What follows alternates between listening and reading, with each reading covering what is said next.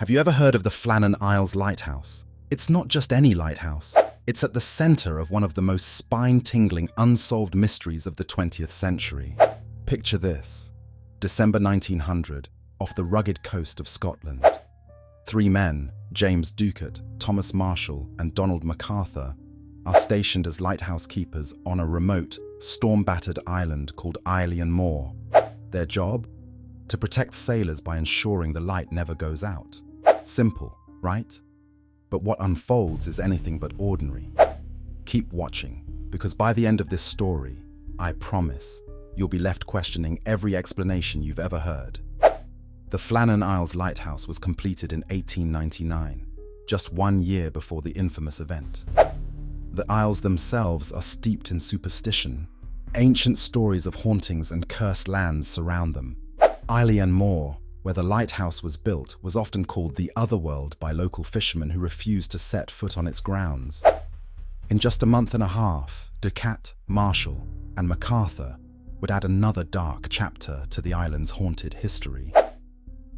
It begins on December the 15th, 1900, when a passing ship notices that the lighthouse light, which should have been visible for miles, is dark.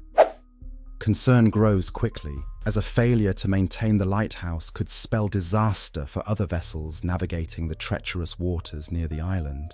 But it isn't until December 26th, a staggering 11 days later, that a relief ship called the Hesperus arrives at the island to investigate. This is where things start to get seriously bizarre. The relief keeper, Joseph Moore, steps ashore and senses something is wrong immediately. The lighthouse is eerily silent. No welcoming sight of men rushing out to greet the ship, as was customary. Moore climbs up the steep path to the lighthouse, and what he finds inside is beyond chilling. The lighthouse is completely abandoned. 3 men gone, vanished into thin air. Inside, Moore finds untouched meals still on the table. A chair knocked over, as though someone had stood up in a rush, and the lighthouse clock stopped at an unknown time. The logbook, however, offers a glimmer of insight and raises even more puzzling questions. The log entries reveal the keepers had been battling a terrible storm on December 12th. Marshall noted in his writings that the winds were unlike anything he had ever seen in his 20 years at sea. Oddly, the log also mentions a strange sense of dread among the men. MacArthur, known to be a tough sailor, was apparently very emotional, and Ducat was reportedly silent and withdrawn. On December 13th, the storm raged on, and the keepers prayed for deliverance. A very unusual behavior for men known to be hardened by years of maritime life. But here's the twist. Meteorological records show that there were no significant storms recorded in the area during that time frame. How then could the keepers have been fighting a storm that seemingly didn't exist? This discrepancy remains a cornerstone of the mystery. The official investigation, conducted by the Northern Lighthouse Board, yielded little in terms of concrete answers. The most plausible explanation given was that the men were swept away by a freak wave while attempting to secure equipment during bad weather. But let's unpack that for a moment.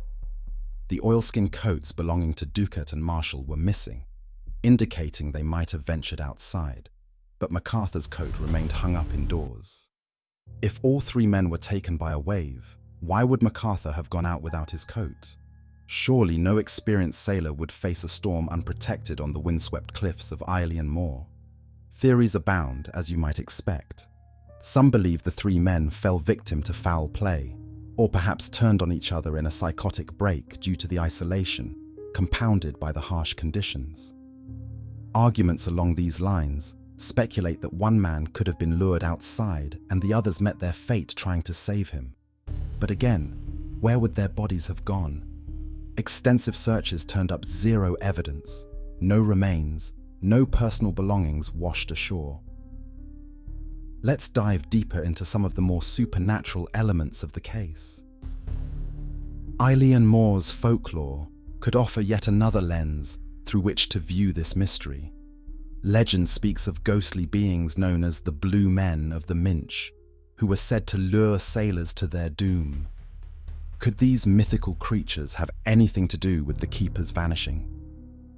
Some people argue that the men could have been overcome not by a physical storm, but by a supernatural or psychological one brought on by the isolation. Now here's another twist to consider.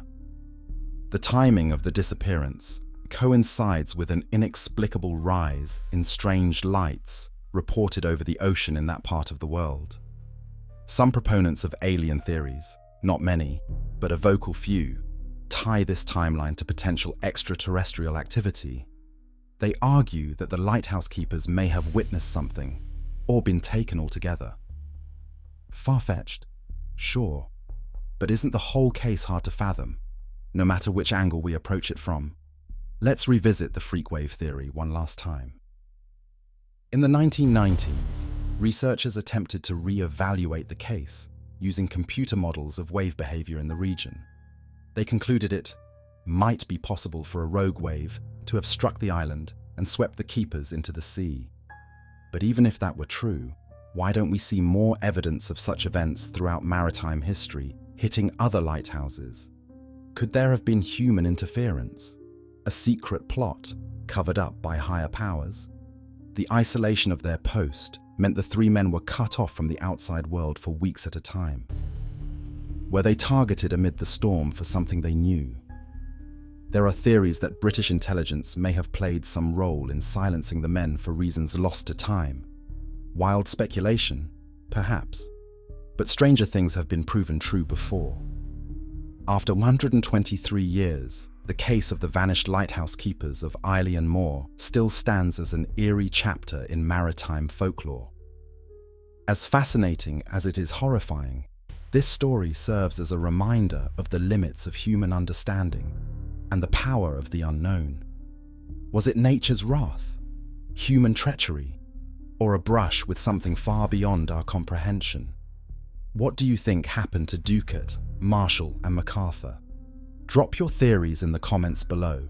I'll be reading.